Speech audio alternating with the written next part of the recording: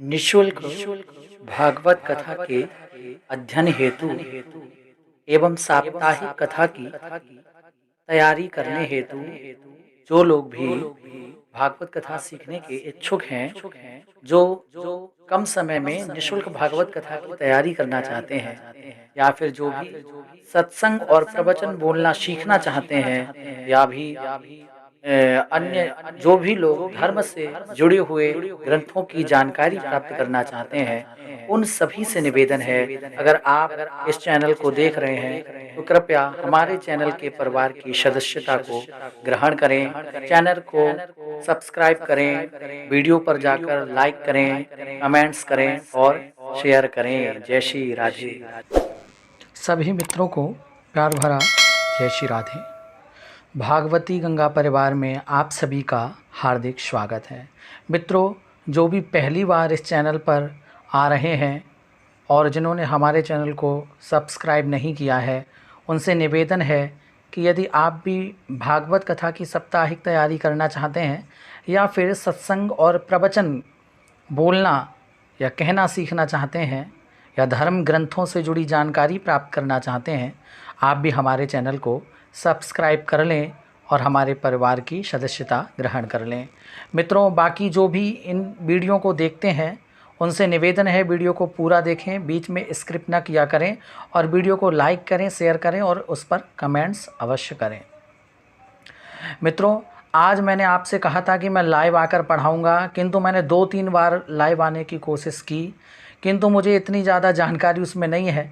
1-2 बार live हुआ तो उसमें कुछ प्रॉब्लम हुई। तीसरी बार जब प्रारंभ हुआ तो उसमें जो भागवत जी की पुस्तक है वो उल्टी दिखाई दे रही थी, इसलिए मैं कुछ भी अध्ययन ना करा पाया। फिर मैंने सोचा कोई नहीं, अपन के जब 1000 सब्सक्राइबर पूरे हो जाएंगे और 4000 घंटे का वॉच टाइम पूरा हो जाएगा तो फिर हमको लाइव का ऑप्शन मिलेगा, फिर हम उसमें लाइव क्लास आपकी लिया करेंगे। आपसे निवेदन है आप सभी हमारी इस मेहनत को सफल करें।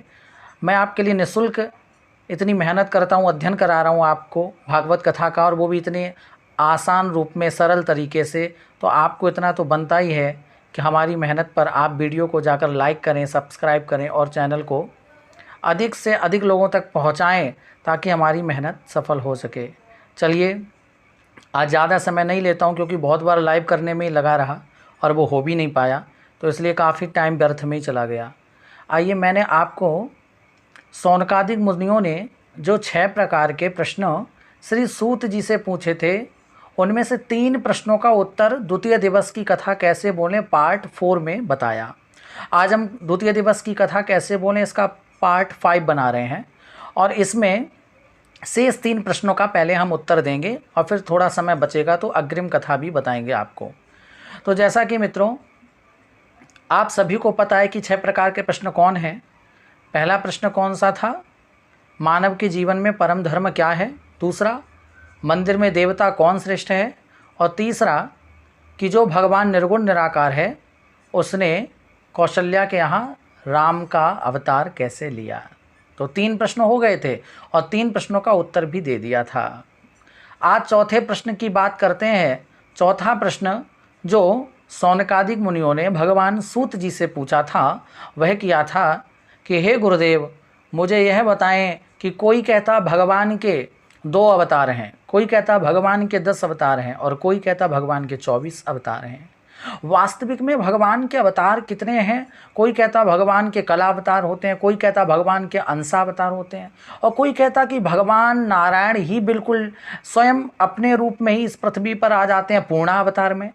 तो भाई, अवतारों में भी तो मतभेद हैं। भगवान के कुछ अंशावतार हैं, कुछ कला अवतार हैं, कुछ पूर्णावतार हैं।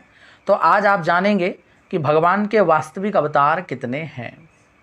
तो देखिए, अभी अवतारों का जो वर्णन है उसमें मैं सारे श्लोक तो नहीं बताऊंगा, आप देख सकते हैं भागवत जी जो हिंदी और संस्कृत दोनों में आएगी, उसमें प्रथम स्कंद में आप यहाँ आएंगे तृतीयो अध्याय, है ना। तो तृतीयो अध्याय में आप यहाँ से देखेंगे कि ये एक एक करके यहाँ पर भगवान के 24 अवतारों का वर्णन प्रारंभ है। श्लोक संख्या 6 देख रहे हैं आप, श्लोक संख्या 6, यहाँ से स एव प्रथमम देवः कौमारम सर्गमास्थितः। तो यहाँ पर भगवान का पहला अवतार जो है यहाँ से प्रारंभ होता है और वारी वारी क्रम से श्लोकों में इसमें जो है आपको 24 अवतारों का वर्णन मिलेगा। तो सूत जी भगवान शौनकादिक मुनियों से कहते हैं, देखो वैसे तो भगवान के 24 अवतार हुए। कितने अवतार हुए? भगवान के कुल मिलाकर के हे ऋषियों 24 अवतार हुए। ऋषिगण कहते, कोई 10 अवतार कहता, कोई 2 ही अवतार जानता, राम और कृष्ण। तो सूत भगवान कहते हैं, देखो अवतार तो बहुत हुए, पर 2 अवतार राम और कृष्ण जो पूर्णा अवतार हैं, इनमें भगवान ने अधिक से अधिक लीलाएं की और अधिक भक्तों पर कृपा की, अपनी कृपा बरसाई, अनेक लीलाएं की, जिसके कारण इस समस्त विश्व में राम और कृष्ण जो भगवान के पूर्ण अवतार हैं यही सर्वाधिक प्रसिद्ध हैं। इसलिए ज़्यादातर राम और कृष्ण की ही चर्चा होती है, किंतु भगवान के कुल अवतार 24 हैं। कितने हैं? 24 अवतार भगवान के बताए। अब मैं 1-2 श्लोक बता देता हूँ। जैसे पहला श्लोक है, ये 6वें नंबर से प्रारंभ हो रहा है। 24 अवतार आप अपने डायरी में श्लोक सहित भी नोट कर सकते हैं, मैंने आपको मार्गदर्शन थोड़ा सा कर दिया। स एव प्रथमं देवः कौमारं सर्गमास्थितः चचार दुश्चरं ब्रह्मचर्यमखंडितम। तो पहला अवतार कौन सा हुआ? कौमारम। भगवान का पहला अवतार क्या है? कौमारम। कौमार किसे कहते हैं? तो ये भगवान के अवतार हैं सनक, सनंदन, सनातन और सनत कुमार। इसी प्रकार से द्वितीय में कौन आए? तो बोले रसातलगताम महीम। जब पृथ्वी रसातल में जा रही थी तो सौकरम बपु। भगवान कौन से अवतार को धारण करके आए? जब पृथ्वी रसातल में जा रही तो पृथ्वी को निकालने के लिए भगवान ने दूसरा अवतार लिया, सूकर का अवतार। इसी प्रकार से तृतीय अवतार भगवान ने किसका लिया? देवर्षि नारद का। चौथे में भगवान ने किसका अवतार लिया? तो बोले नर नारायण का लिया। पंचम में भगवान ने पंचमः कपिलो नाम, भगवान ने 5वें में कपिल अवतार लिया। और षष्ठम में कौन सा लिया? तो कहते हैं षष्ठम में भगवान ने कौन सा अवतार लिया? यहाँ देखिएगा, तो भगवान कौन से आए? दत्तात्रेय बन करके आए, है ना, दत्तात्रेय हुए। और इन्होंने आकर के यहाँ पर प्रहलाद जी आदि को ब्रह्म ज्ञान का उपदेश दिया। और सप्तम में रुचिर यज्ञोभ्यजायता, तो यहाँ पर भगवान का जो 7वां अवतार हुआ है वो रुचि प्रजापति और आकुति नाम की पत्नी से यज्ञ के रूप में उन्होंने अवतार ग्रहण किया और अपने पुत्र याम आदि देवताओं के स्वास्थ्य स्वयंभू मनवंतर की रक्षा की। तो 7वां अवतार भगवान का कौन सा हो गया? तो यज्ञ अवतार हो गया। तो इसी प्रकार से क्रम से यहाँ पर सारे अवतार भगवान के दिए गए हैं। और 8वां अवतार भगवान का श्री ऋषभ देव जी के यहाँ हुआ। कौन सा? ऋषभ देव में। 9वां अवतार जो भगवान का है वो पृथु जी के नाम से हुआ। 10वां अवतार जो भगवान का है वो मत्स्य अवतार हुआ। 11वां अवतार जो भगवान का है वो कौन सा हुआ? कच्छप अवतार हुआ, कछुए का। 12वां अवतार भगवान का धनवंतरी के रूप में हुआ।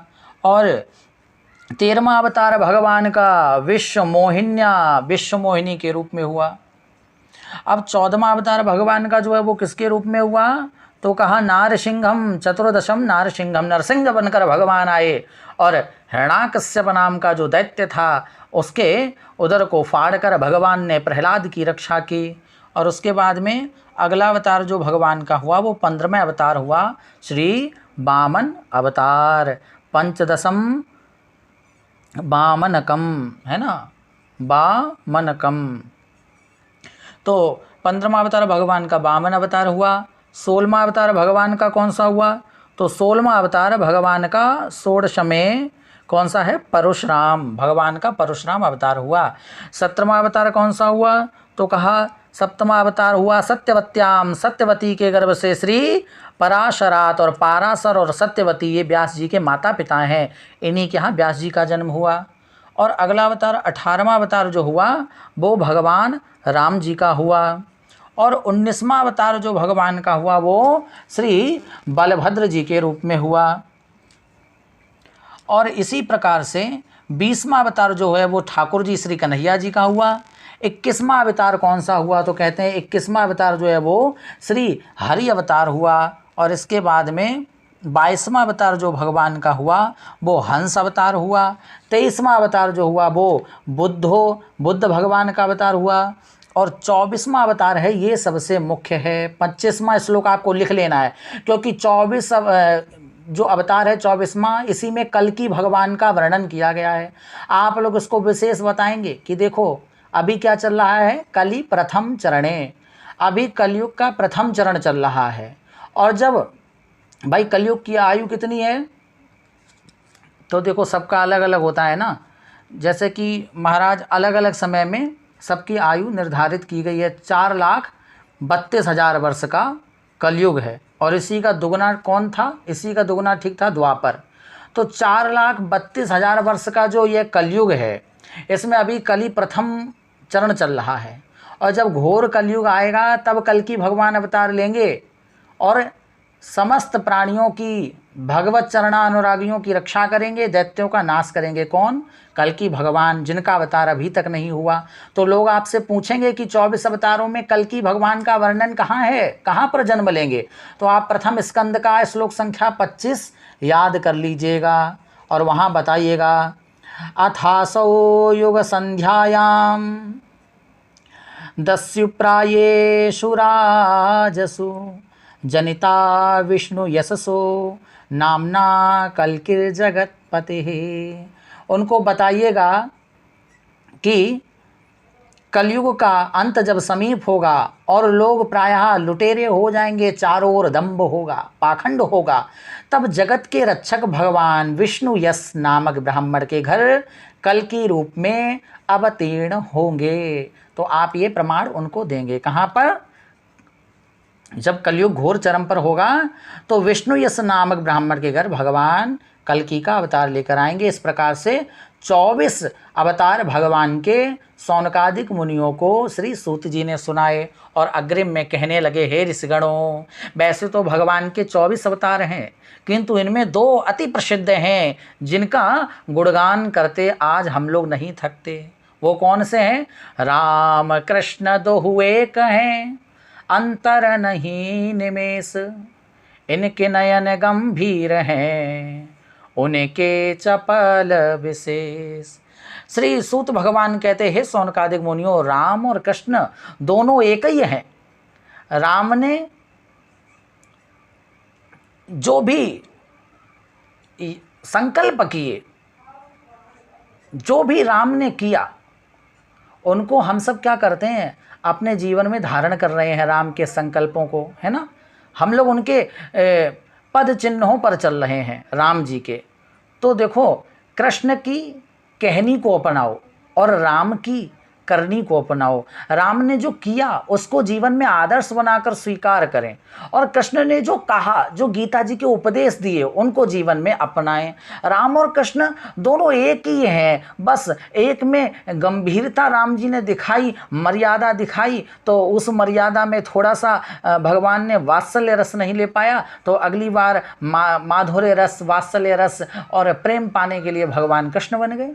तो यहाँ पर भगवान ने लीलाएं की, तो यहाँ जब लीलाएं की तो जो भगवान मर्यादा पुरुषोत्तम है वो अगली बार लीला पुरुषोत्तम बन गए। तो राम के नैनों में गंभीरता है और कृष्ण के नैनों में चंचलता है, और दोनों ही भगवान के जो अवतार हैं ये पूर्ण अवतार हैं। कैसे अवतार हैं? ये भगवान के पूर्ण अवतार। तो 24 अवतारों में 2 मुख्य अवतार ये पूर्ण अवतार कौन कौन से? राम और कृष्ण। तो राम जी ने जो किया उसको जीवन में अपनाएं, और कृष्ण ने जो कहा उसको जीवन में अपनाएं, तो बंधुओं जीवन धन्य हो जाएगा। गीता का एक श्लोक भी कृष्ण ने जो अपने मुख से कहा उसको यदि हम सुन लें तो हम सभी का जीवन परिवर्तित हो जाएगा निश्चित ही। तो बंधुओं, अब आप यहाँ बताएंगे कि राम और कृष्ण 2 ही चरित्र सबसे फेमस हैं, वैसे भगवान के कुल अवतार 24 हुए। अब यहाँ पर थोड़ा डिटेल में आप ये भी बता सकते हैं कि देखिए, वैसे तो जो भगवान के अवतार हैं वो 24 अवतार हैं, लेकिन अवतारों को थोड़ा अलग अलग बताया गया है ना। तो यहाँ से देखिए, ऋषि, मनु, देवता, प्रजापति, मनुपुत्र और जितने भी महान शक्तिशाली हैं वे सब के सब भगवान के ही अंश हैं।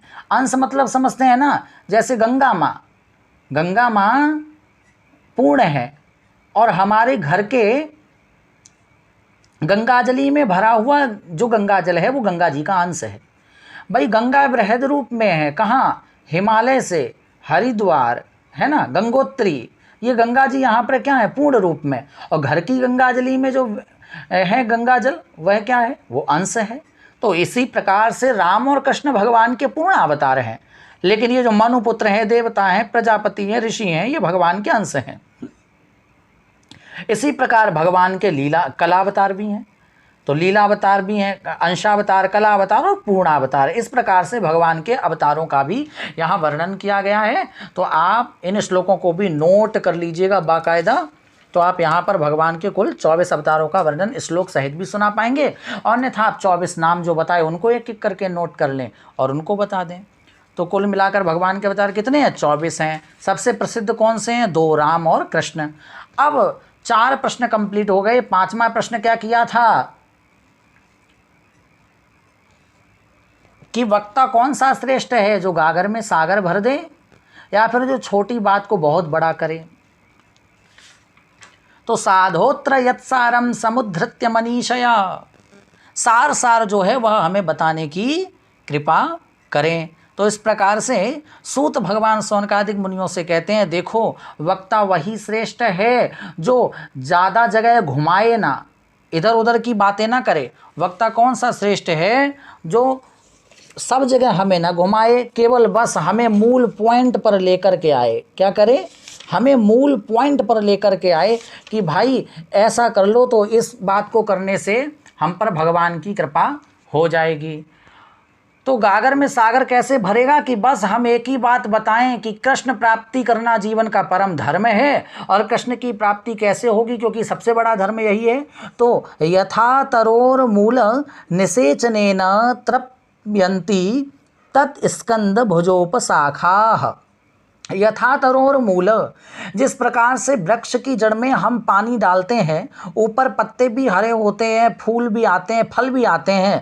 जरा हम लोग गौर से देखें, वृक्ष में सैकड़ों डालियां होती हैं, अरबों पत्ते होते हैं, करोड़ों फूल होते हैं, लाखों फल होते हैं, परंतु जड़ तो उसकी एक ही है। इसी प्रकार से दुनिया में कितने भी धर्म हो जाएं, कि कितने भी मार्ग बन जाएं, दुनिया में सब मार्ग बताएंगे भक्ति पर चलकर भगवान को प्राप्त करने का, पर सबका उद्देश्य तो एक ही है।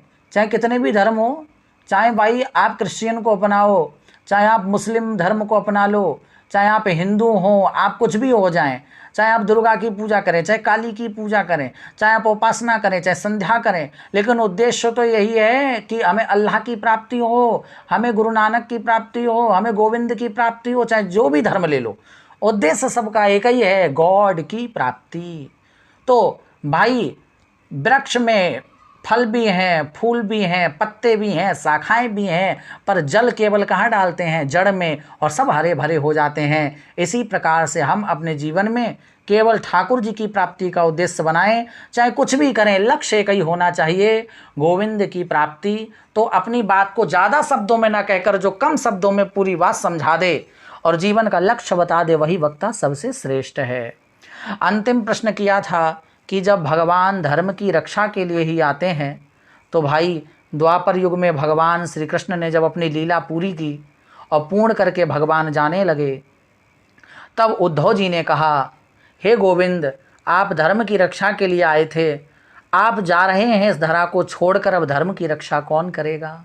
क्योंकि गोस्वामी जी ने भी तो लिखा है, गोस्वामी जी ने लिखा है, जब जब होए धर्म की हानि, जब जब होए धर्म की हानि, और बाढ़हि असुर महाअभिमानी, तब तब धरि प्रभु विविध शरीरा, और हरहि कृपा निधि सज्जन पीरा, हरहि कृपा निधि सज्जन पीरा। भाई जब जब होई धर्म की हानि, जब जब यदा यदा ही धर्मस्य ग्लानिर्भवत भारत।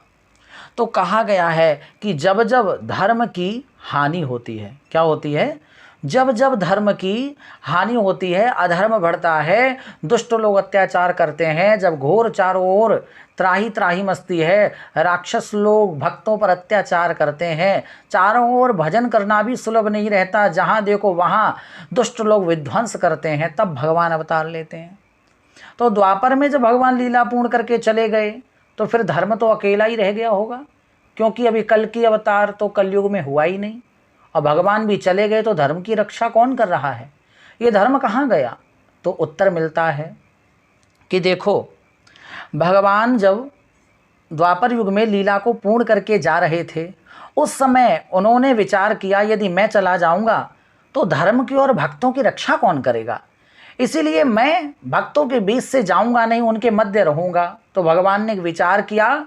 वह क्या किया? आप जिस पुस्तक को पढ़ रहे हैं, अध्ययन कर रहे हैं, ये है श्रीमद् भागवत जी। और भगवान जाने से पहले क्या किए? विराट रूप से एक दिव्य ज्योति निकाले और उस दिव्य ज्योति को श्री भागवत जी के अंदर समाहित कर दिए। उसी दिन से ये भागवत केवल एक पुस्तक नहीं रह गई। इसीलिए मैं बार बार कहता हूँ कि भागवत को पुस्तक समझने वाले अभी तक अनभिज्ञ हैं, भिज्ञ नहीं हैं, क्योंकि this is a not book, यह कोई किताब नहीं है। दिस इज ए वांग्मय स्वरूप ऑफ लॉर्ड कृष्ण। ये भगवान का वांग्मय स्वरूप है, शब्दमय स्वरूप है, वाणीमय स्वरूप है, और आज भी गोविंद भागवत जी के अंदर विराजित हैं, कहीं नहीं गए। इसीलिए तो जब सारे ग्रंथों को एक तराजू में रखा ब्रह्मा जी ने और एक तरफ भागवत जी को रखा, तो भागवत जी झुक गई। क्या हुआ? भजन के कारण झुक गई, क्योंकि ठाकुर जी स्वयं विराजित हैं भागवत जी में। इसलिए आज भी भगवान कहीं नहीं गए, हमारे मध्य में ही भागवत जी के अंदर विराजित हैं। इसलिए तो भागवत जी जहाँ विराजित होती हैं वो मंदिर बन जाता है। भागवत जी कल्प वृक्ष हैं, यहाँ जो मांगो वो मिलता है। कैसे? जो हमारे लिए उचित है वही भागवत जी हमें देते हैं। इसलिए भागवत को कभी भी साधारण पुस्तक न समझें। तो धर्म की रक्षा कौन कर रहा है?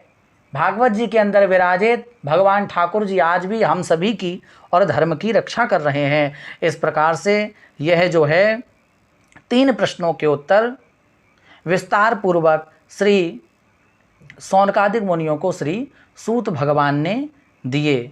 तो 3 प्रश्नों के उत्तर मैं शॉर्ट वीडियो में आपको दे दिया। आप इनको अच्छे से नोट करें, इनको लिखें और क्रमशः इनको याद करते चलें। कोई परेशानी हो तो आप हमसे पूछ सकते हैं।